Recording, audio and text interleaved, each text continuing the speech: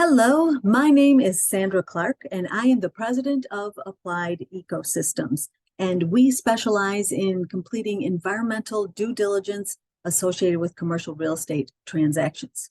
We've been in business for over 25 years, and throughout that time, we've seen a lot of changes in environmental regulations that affect the commercial real estate industry. And that is what I will be talking about in this class that will last approximately 50 minutes. So let's get started. For those of you who've been in commercial real estate for some time, you know that it's important to look into the environmental variable in order to have successful real estate deals, because all of these things can be impacted. Certainly timing. If there is an environmental problem, it can take weeks or months to resolve it if you're dealing with the interested parties and the regulatory agencies. Certainly, environmental due diligence has a lot to do with liability for buyers, sellers, and you as the professional. Property values can be impacted, property use can be impacted, and we all know that lenders have a lot to say about whether they're going to provide the money on a deal depending on the environmental situation. So, as tempting as it might be right about this time to go turn on the Xbox and just let me ramble on in the background, I encourage you to listen and stay with me and get a better feel for some of the background regulations that drive this industry. As we all know, there are no shortcuts to the road to success. So, knowing that, we understand that there are regulations and guidance documents and influencers at all different levels when it comes to dealing with environmental matters. We have our federal regulations, of which they are vast, and they certainly play a big role on any project involving federal dollars. We then, of course, have our state regulations and then guidance. And it's important to understand the difference between what is regulated, what is a promulgated rule, versus guidance. So, what do you have to do versus what are you recommended to do? And that can come into play, and different people have different risk tolerances that need to be considered. Of course, there are local ordinances, and we find that while many local municipalities want to mean well by putting in place environmental rules, they don't always understand how to work them in with what the state may or may not require. So it helps to have somebody who can interpret that language. And then we have industry standards. So we have the American Society of Testing Materials, which is the organization that defines, for example, the scope of work for a phase 1 assessment. And we'll talk a little bit more about that. There are additional issues that maybe if you, like me, pay attention to environmental matters in the news. So there are some topics that I will touch on that have been brought up quite a lot lately. There is a new standard for a phase 1 environmental assessment. So we will talk very briefly about that. Vapor intrusion, this has been a hot topic for a few years now. And so I'll go over that. PFAS, please don't ask me what that stands for. I know, I just can't say it. And then we'll touch a little bit on wetland regulations. So these are some of the hot topics affecting some Michigan projects right now. So as we get into this whole environmental regulation discussion, it's important to think about, well, what starts all of this? And to remember that back in the day, there were a lot of environmental protests, which resulted in the fundamental laws that we have in place right now.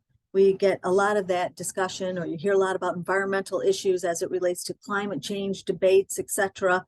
But remember, back in the day, these very similar arguments were at play. In fact, in the industrial age, in the late 1800s until the late 1960s, industry was booming, and it was causing a lot of environmental problems. And so environmental activists made a big deal about that. They emphasized the importance of protecting natural resources, the avoidance of climate disaster issues, health and safety, and the impact on the economy, because damaging environmental resources, ruining groundwater or drinking water supplies, at the end of the day, has a huge impact on the economy and property values.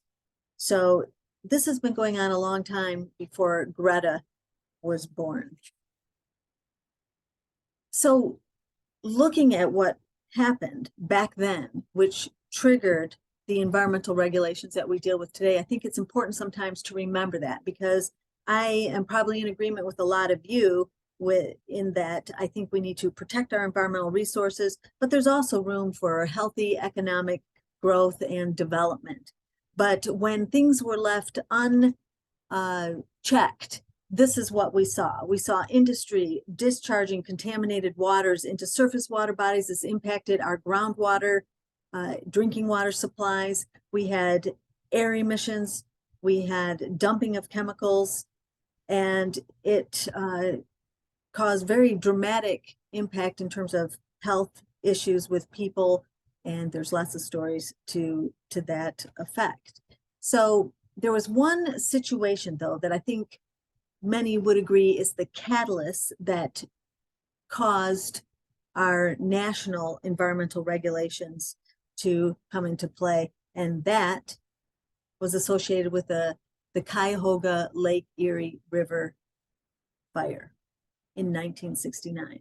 So as you can see, a lot of heavy industry all along the river there, and people were complaining about it. The river was no longer able to be used for recreation purposes. You couldn't swim in it, you couldn't fish in it, and people downriver from the industrial activity were having a fit about that, and for a good reason.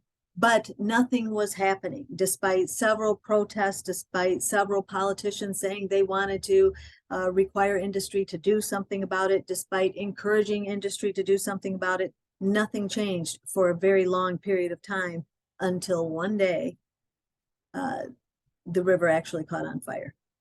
And that was just a significant event that was highly publicized in the news, and people couldn't ignore the environmental situation any longer. So that was in 1969, and in 1970, the National Environmental Policy Act, or NEPA, was passed in the United States. And at the same time, approximately, the Environmental Protection Agency was formed. And this is the director of the Environmental Protection Agency. I assume you guys know who that is.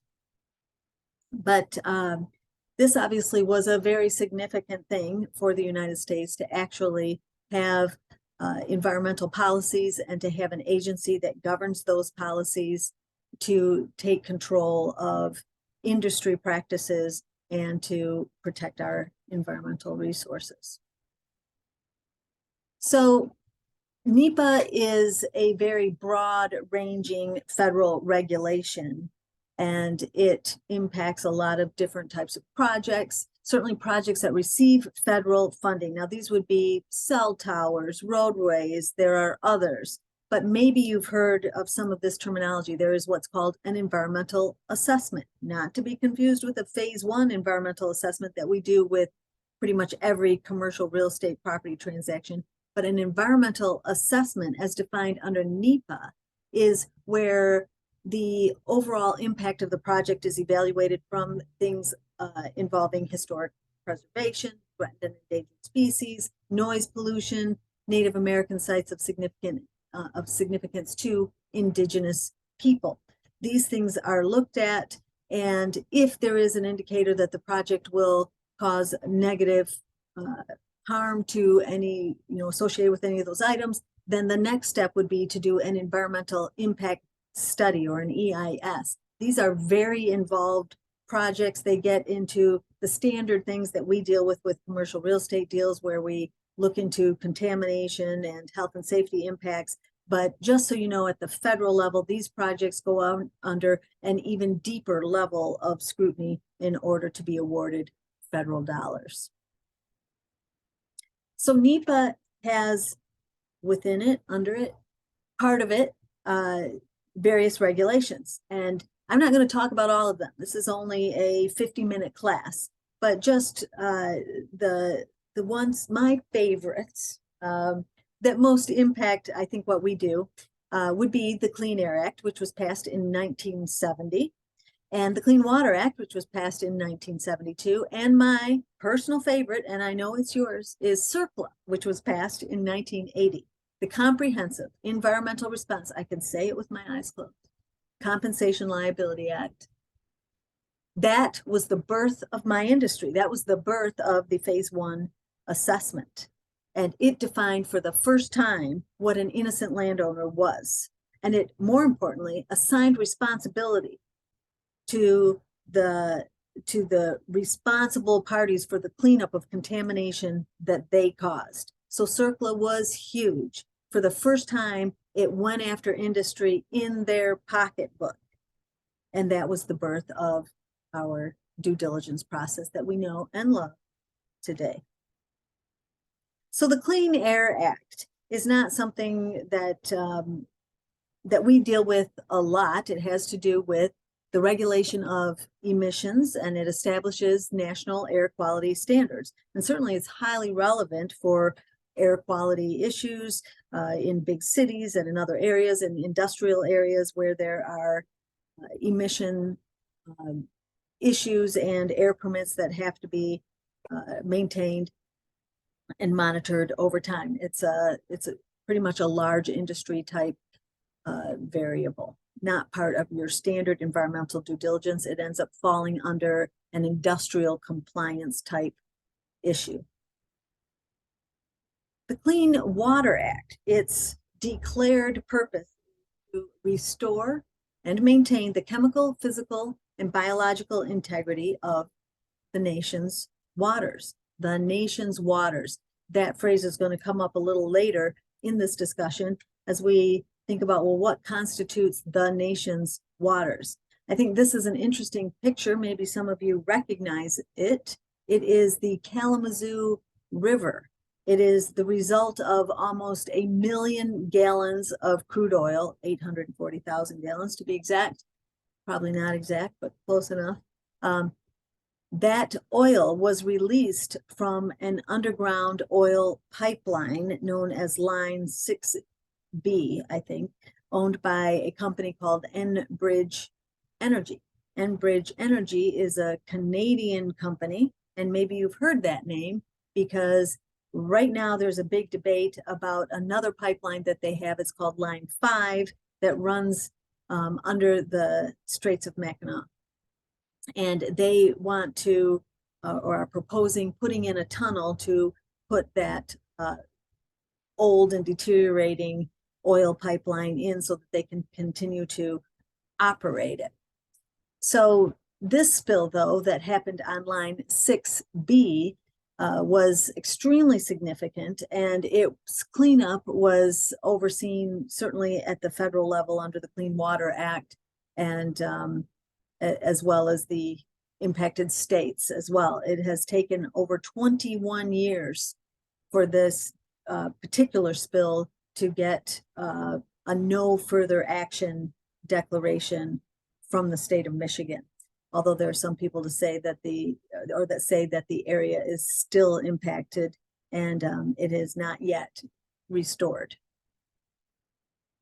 So just a quick discussion about the Line 5 debate, as one of the things we're hoping to do in this class is to get you thinking about some of the environmental issues that are on the political forefront or in the news now, and give you a little bit of background on them so you can look into them and see how you feel about them. The proposal is, again, from this Canadian Enbridge Energy company, where they want to install this tunnel. The Line 5 oil pipeline is older. It needs some maintenance. The company itself has been fined in the past for not doing proper maintenance and inspections on their oil pipelines. Certainly having means of getting energy is a good thing, and I think we can all agree that it has to be done safely and correctly. However, when thinking about what happened to the Lake Erie River and how that river was rendered unusable for recreation or fishing or any type of use when it was a victim of of contamination like that, I, for one, think it's kind of scary to risk our freshwater resources. So whatever is decided, I hope that it is done in a very conservative way and that these waters are very strongly protected. They say that, or the data that I read indicates that about 95% of the oil that would travel through the Line 5 pipeline would actually go to Canada. And but not having it might impact some of the supplies, energy supplies, propane and otherwise, that we have here in Michigan. Some people say that there are other sources for that. So there's a lot to it. I'd be curious to know what you guys think about this ongoing debate regarding allowing this Enbridge Energy to have their Line 5 tunnel. So let me know. I will give you my contact information if you don't have it already, and you can give me your 2 cents on this topic.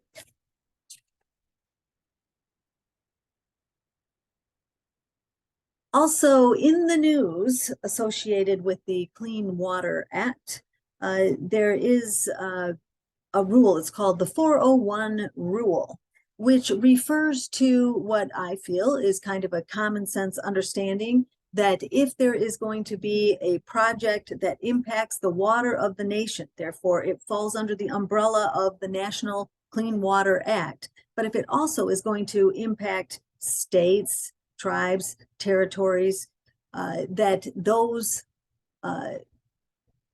entities get to have a say in the certification of that project. And the 401 rule has been active. It's just been an assumption that that type of collaboration between the states, tribes, and the authorities that run the Clean Water Act, the EPA, that would exist. So it just seems like a, sense of fair play, and that's been in power. There is a provision that allows there to be an emergency declaration that would allow the government to sidestep Rule 401. And in August of 2022, the Supreme Court of the United States did exactly that. They applied the emergency power rule, and they sidestepped Rule 401 to allow Energy Transfer Partners, which is a large oil company, to install a pipeline on native lands. Now, you probably remember there were huge environmental protests about that.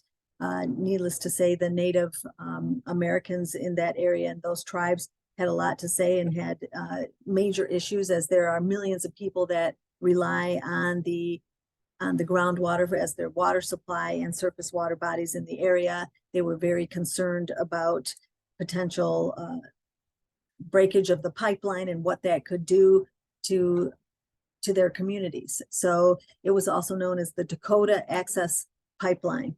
So Standing Rock Dakota Access Pipeline became a political hot potato, and because of the avoidance of Rule 401 as approved by the Supreme Court, it was allowed to go through, and it was a very interesting time just to see how that happened and how the interests of the local communities, both state and tribal, were disregarded at that time so that that pipeline could go through. And again, understanding the importance of the need for energy supplies, it is something that I hope we can find ways moving forward to do it where it can be done very carefully and with collaboration and cooperation of all those who are most significantly impacted if something goes wrong. So the Clean Water Act, of course, also covers wetland protection. Wetlands are hugely important, and I don't know if people have a full awareness of this, but wetlands provide obviously critical habitats to many species, which need to be protected for the overall food chain to survive. Wetlands provide a very important role when it comes to purifying polluted water. They are natural cleaners, if you will. And they also serve to protect communities from floods and storms. So they're very important to the overall ecosystem. And unfortunately, over 50% of the wetlands in the United States have been destroyed due to development. And in some states, it's even higher. In fact, as much as 90%, I have heard. But wetlands are very important properties and they need to be protected. That said, and we'll have an example a little later on, there's some wetlands, I think, that maybe are more important to protect than other wetlands. And the rules that we are trying to put in place, or the government is trying to put in place, is to do exactly that, prioritize wetlands accordingly so that we can allow for development to still take place while protecting wetlands and not allowing further destruction of them. There's an interesting case that's happening right now that's going to be, and has been already, heard by the Supreme Court. There's still hearing discussions on this, and they have not resolved this one or come to a conclusion on this, but it's called Sackett versus the EPA. And it has to do with the definition of waters of the United States that are governed by the Clean Water Act. So what constitutes a water of the United States? If there is a smaller water body or a wetland that is connected to what's considered a water of the United States, then it is covered under the Clean Water Act. So what happened with the Sackett case? And this started way back in 2007. So this has been going on for a long time. This couple, the Sacketts, purchased a property near Priest Lake in Idaho, and their intent was to build a lake house there. And they proceeded to fill the property. There was a wetland on the property. They filled it without seeking any permits. Well, the authorities got wind of this, and they were contacted and told that they could not proceed with the development of their house. And the Supreme Court, well, was later involved in the decision, but the EPA came in and said that the wetland was protected. It was a water of the nation that was protected. And so the whole question that's in front of the Supreme Court right now associated with this case is, are smaller wetlands considered waters of the nation? And should they be? And it was demonstrated as part of this. Various environmental agencies and environmentalists got involved, and they showed that this wetland was hydraulically connected to Priest Lake, which very definitely was considered a water of part of the waters of the nation. And the argument that the Sacketts made, and they now have support by big industry, large oil companies, they've got a lot of financial backing, because the implication of the conclusion of this case is very vast. So our smaller wetlands governed under the Clean Water Act is what is at stake here. So we will keep you posted on that and let you know what they decide. I know that there are some developers in Michigan, because in Michigan, you know, I moved on to CERCLA, but in Michigan, there are a lot of inland lakes, rivers, a lot of wetlands here, and it would affect a lot of development projects that have been proposed, some that would bring a lot of jobs to this area. So if this were to happen, then wetland protection would likely end up, if the Supreme Court were to side with the Sacketts, then wetland protection, small wetland protection, would fall under the jurisdiction of states. And think about how that works, because you have rivers, consider the Mississippi River, and you have multiple states. And if you have one state that allows development and potential contamination or pollution to impact upstream, that's going to impact the lower stream properties. So there's a lot of debate back and forth about how that's not practical to have it be handled by smaller jurisdictions. It needs to be a national consideration. So that's the debate, very important decision that's coming up. And we should hear about that in the next couple months, what they conclude. So stay tuned on that. Okay, CERCLA, we made it. CERCLA, again, defines a responsible party. Whoever owned a property at the time that it became contamination, you are on the hook for the cleanup of that contamination. And CERCLA, most importantly, establishes the all appropriate inquiry program and the innocent landowner's defense, which basically says, if you want to buy a property and you don't want to be held financially responsible for the cleanup of what contamination might already be there, then you have to do all appropriate inquiry. So you have to do a reasonable investigation into the environmental condition of the property at the time of the sale. And if you don't find anything, and you've done that reasonable inquiry and you don't find anything, then you are not responsible to pay for contamination if it's discovered later. You've done what is considered a reasonable investigation. And that way you can buy property and be protected from that liability. Now, back in 1980, when CERCLA first came into play, if the all appropriate inquiry was done, and even at that time, that's when the phase 1 environmental assessment was born, the scope of work was very different and they cost a lot more, ironically, but because they were less involved at the time. Don't ask me how I know, but I do. So back then, if you identified a concern on the property, then often people would walk from the deal, because unlike what we have today with our baseline assessment, or at the federal level, we have what's called the bona fide prospective purchaser, which is the federal version of a BEA, if you will. So oftentimes back then, and for many years until 1995 in Michigan, if a concern was identified as part of doing a phase 1, then that could have been a deal killer. But no more, because the regulations have changed. So state of Michigan regulations. We'll come back in a minute to our specific due diligence process and where it is today.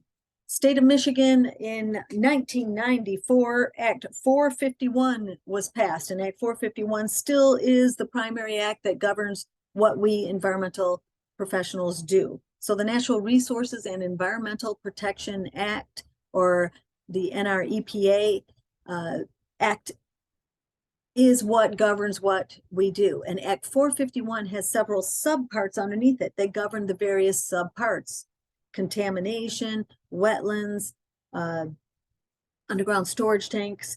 All of those subparts are what we use to define what appropriate work or what we do. Currently, all of this is governed under what's called EGLE. It used to be the DNR and then the DEQ, and now it's EGLE. I'm not sure why they keep having these identity crises, but you know, we roll with it. We like the new letterhead. EGLE's a cool name. So we've got the Michigan Department of Environment, Great Lakes, and Energy. So subpart 201 under the NREPA in Michigan defines what has to happen for the due diligence process that we do. It has to do with remediation, cleanups, and contamination. So it defines the due diligence process. What is that due diligence process? Now, this is this process. Most of you, I'm sure, are very familiar with it. If you're not, and if you have any questions about projects that you have, I would be very happy to discuss that with you and do a deeper dive into this process. But real quick, we will run through this. A phase 1 environmental assessment is done for the purpose of determining whether there are any recognized environmental conditions on a property. If there is a recognized environmental condition, it means there is an issue that could translate into a liability for a new owner of that property.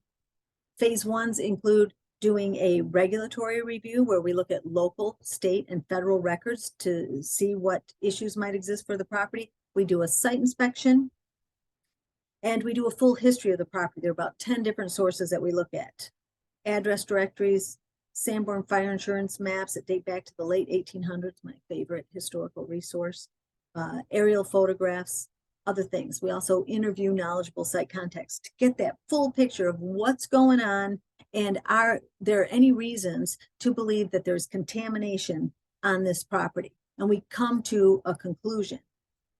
Be cautious if you receive a phase one from another consultant. That probably shouldn't happen. But if you do, and that other consultant says that something is considered a potential wreck, there's no such thing as a potential wreck. A wreck is a recognized environmental condition. Make sure that the consultant is coming to a conclusion. It either rises to the level of a wreck or not.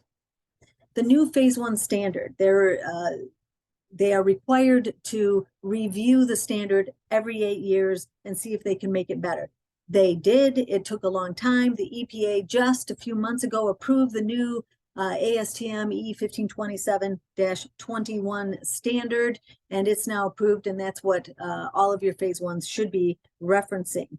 And that standard, for practical purposes, for you as a commercial real estate professional, probably will not be anything you even notice. It deals a lot with definitions, further clarifying the definition of a wreck and other things. But in terms of cost or timing, there's a few extra things we have to do, like as it relates to offsite properties and whatnot. I do not think that you will notice any difference, but it helps us environmental consultants, and the effort is trying to make us more consistent, because I'm guessing if you've done a lot of these, you're seeing a lot of inconsistent conclusions in phase ones, where we might look at something and think that it's not of concern, and somebody else might recommend a phase two for it. So don't be afraid to get a second opinion. So it's important to remember that you have some power there with your phase one. You can avoid the problem in the first place. If there is a minor issue on a property, if you read the conclusion and it seems kind of exaggerated, you can ask the consultant, could this be a de minimis condition? Or is this perhaps a business environmental risk, but not a wreck? So there are things that can come into play that can avoid the problem. Sometimes just a deeper dive into the resources that are available can show us that something that maybe on the surface looks like it could be an issue really isn't, just if you spend a little more time in the library. So make sure that it is a problem before you go on to a phase two. And a phase two is where we sample in the area of the concern as identified by the phase one. Note that if the property has already been investigated, if a phase two was done previously, we can use that old data to support a new purchaser's due diligence. So if a phase two is completed and soil and groundwater testing is done, or even soil gas is completed, and it's determined that the site is contaminated, that means that contamination above what's called the generic residential cleanup criteria was found on the property.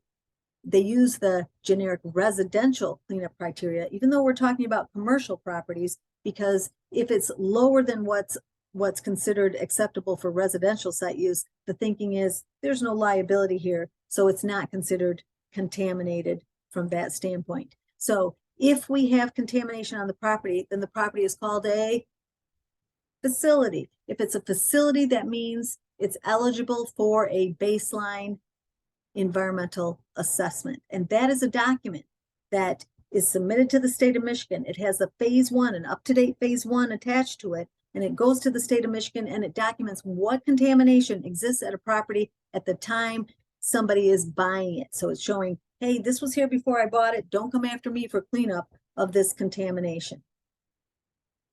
So it's important when investigating concerns to only test for the suspected concerns. We deal with various lenders, and as part of that, we review some competitors' reports. And there's a lot of phase twos that I would consider to be unnecessary, but it is something that warrants a conversation with the parties involved to make sure that we're satisfying the appropriate regulations and the lender and all the interested parties. So these are not cookie cutter investigations. There is some thought that goes into it. So remember that a baseline must be completed within 45 days and submitted to the state within 6 months of ownership or occupancy, whichever comes first. If a property is a facility and a baseline assessment has been submitted, then it is important to remember about due care. Due care is the health and safety component associated with properties. You can buy a property and not be liable for the cleanup of contamination, but it doesn't mean you can expose the employees or the public or the occupants of the property to an undue health exposure risk. So it's important to evaluate what is considered safe to protect the occupants. And I'm not sure this pigeon would pass that test, but it is important that owners of contaminated properties are able to show and have documentation of due care compliance within 6 months of taking ownership of the property. And it's also important to know that there is no due care obligation for contamination or for owners of properties in which contamination has migrated to their property from an offsite source. So you don't have a due care obligation if it migrated from an offsite source. So it's important when looking at those phase ones to understand what is the source of contamination that is believed to be impacting my property. Another thing to be conscious of is when we're talking about all appropriate inquiry, that often lenders will recommend or require that some form of environmental investigation be completed in order to provide funding. But because a lender may recommend an RSRA, which is an SBA scope of work, it does not meet the all appropriate inquiry standard for the state of Michigan or the federal bona fide prospective purchaser. So just remember that there are a bunch of different flavors of environmental investigation. So you've got your phase one, you've got your baseline, you've got your LERs, your limited environmental investigation, you've got your radius report reviews, you've got your landlord and tenant assessments that are done. Most landlords, if they are dealing especially with industrial properties, they will require that some sort of environmental assessment be done at the time that a tenant moves in and when the tenant moves out, if that tenant is going to be using or storing any hazardous or petroleum chemicals on their property. So be sure you're protecting your landlords and your tenants from liability. So not all environmental investigations are the same. And know that some scopes of work will open a couple of these doors, but only a full phase one assessment opens all the doors to determine whether there is a concern on the property. So be aware of that.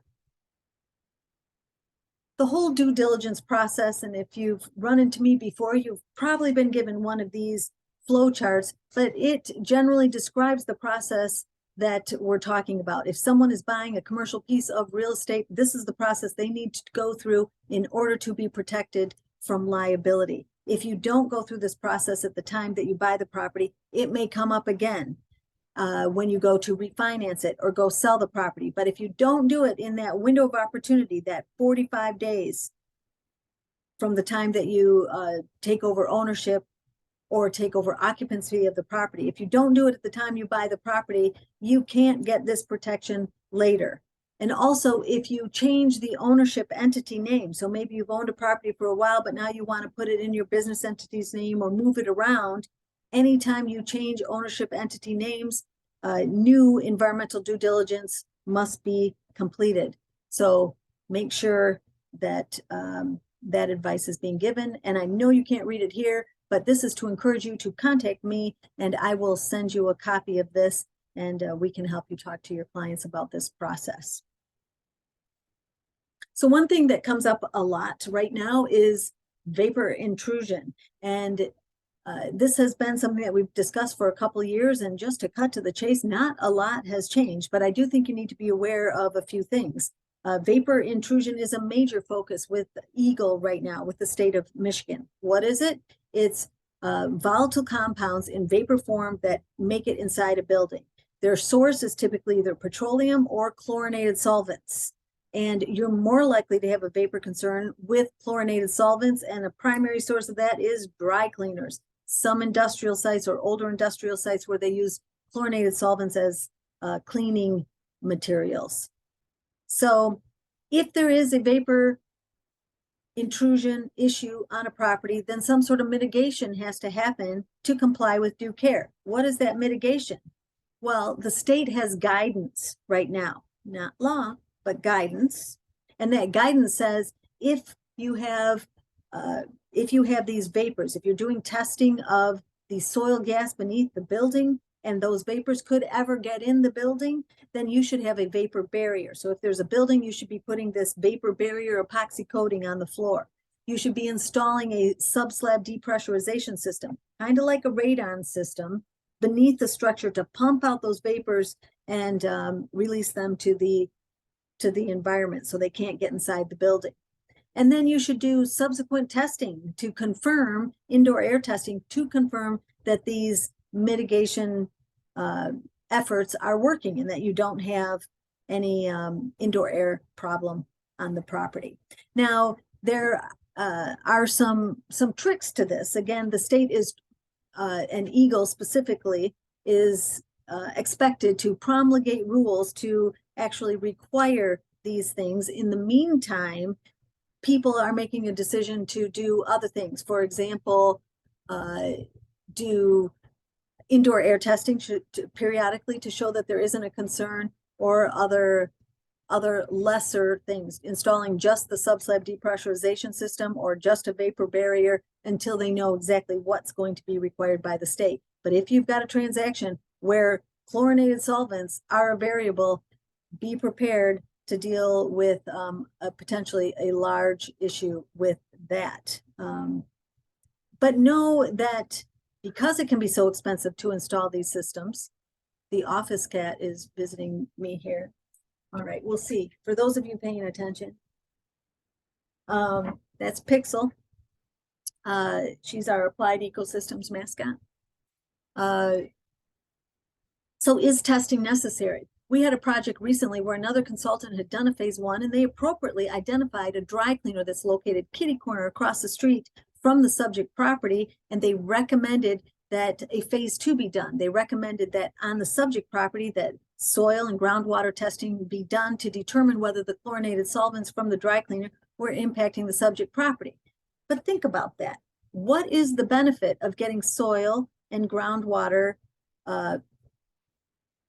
analytical results for the subject property? Remember, it's an off-site property that is the source of the concern.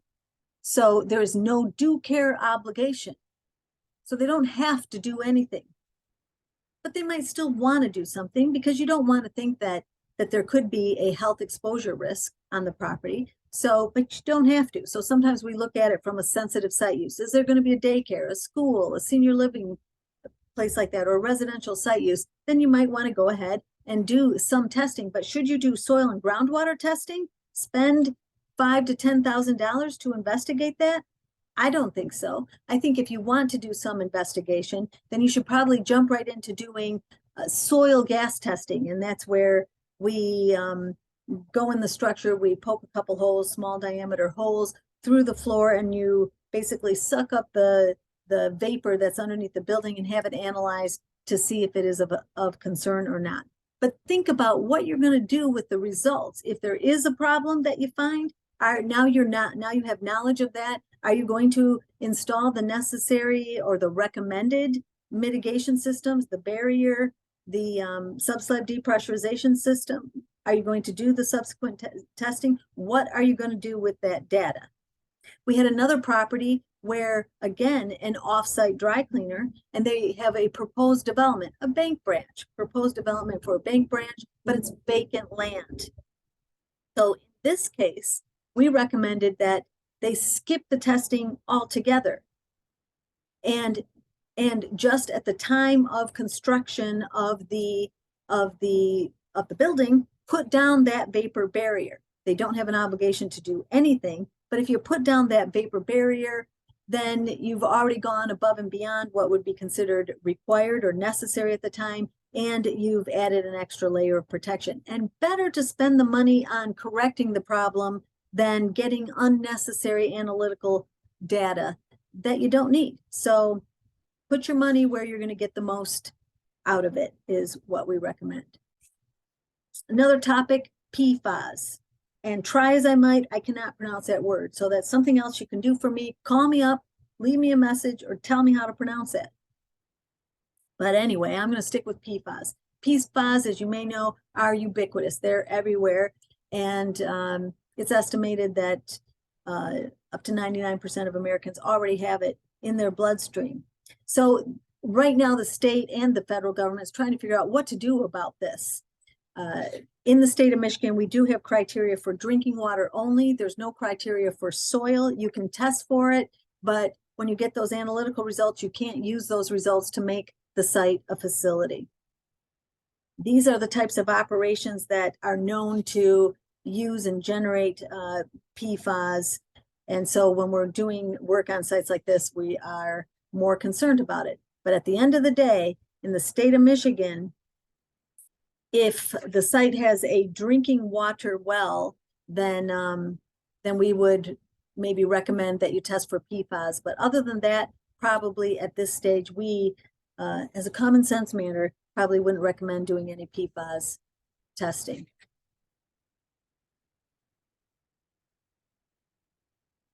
Back to our Michigan Act 451, we have subpart 213, which deals with underground storage tanks. It's strange to think that underground tanks or contamination from an underground tank, even if it's petroleum, it was handled differently than petroleum released from a drum. But it was the case. Underground storage tanks are heavily regulated. The reporting and everything involved with them.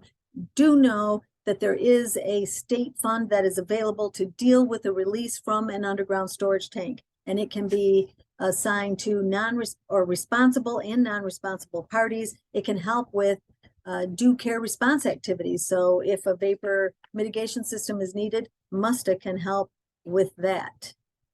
So this slide just shows typical ground penetrating radar. Those are the arcs that we see when there's an underground tank. If the question about the existence of tanks is there or not, we typically do ground penetrating radar and then removal of a tank.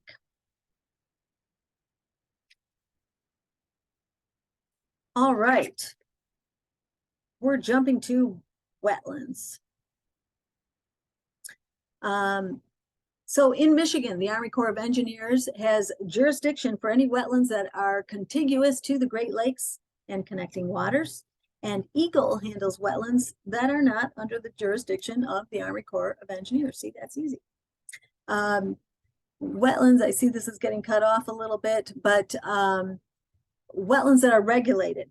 If a wetland is within 1,000 feet or directly connected to a Great Lake or connecting waterway, it is regulated. If it is within 500 feet, which may be made it, there we go. If it is within 500 feet to a surface water body, like a lake, pond, or stream, it is regulated.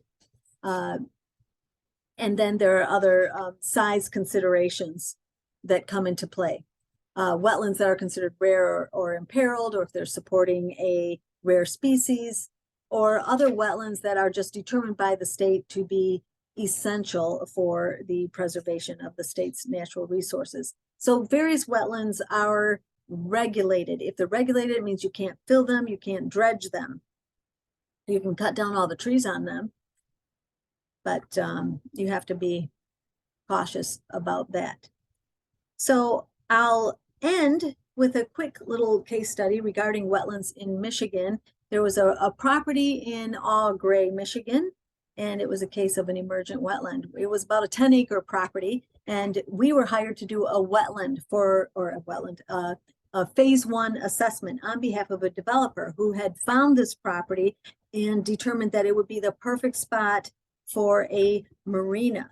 And this individual approached the farmer. The property was being used for sugar beet farming, and made an offer to the farmer for the property. And the farmer quickly realized that the property was in a prime location for a marina, and there was quite a bit of negotiation back and forth. The developer purchaser did a phase 1 assessment. We did not identify any recognized environmental conditions on the property. It was determined to be a high value property. They reached a deal and the developer bought the property. Over the next 2.5 years, he worked on various plans and designs to put the marina together. He got various investors to help develop and invest in the proposed marina property.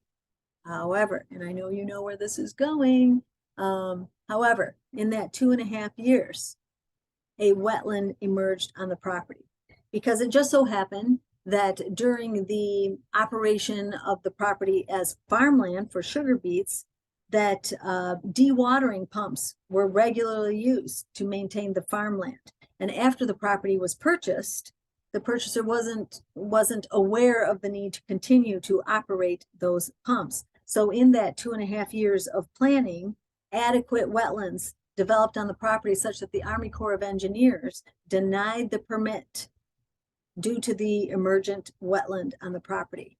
And the developer was not allowed to do the marina, nor was farming allowed any longer on this property. So the moral of this story is that had he been more aware of what can happen regarding wetlands, and especially properties that are near surface water bodies, maybe this could have been avoided. So congratulations, you made it. We are at the end, and hopefully you have learned that it is strategic to understand environmental regulations and how to use them to get the most out of your deals. It can save you money, it can save you time, it can save you lawsuits. So I hope you know that, and you know that it can also help save our natural resources. So do me a favor, go hug a tree and sell some commercial property. And if you have any questions, this is my contact information. I really appreciate the opportunity. Thanks for getting your continuing ed through the Commercial Board of Realtors. Please call me anytime with any comments, suggestions, or questions. I would love to hear from you. Thank you so much. Bye.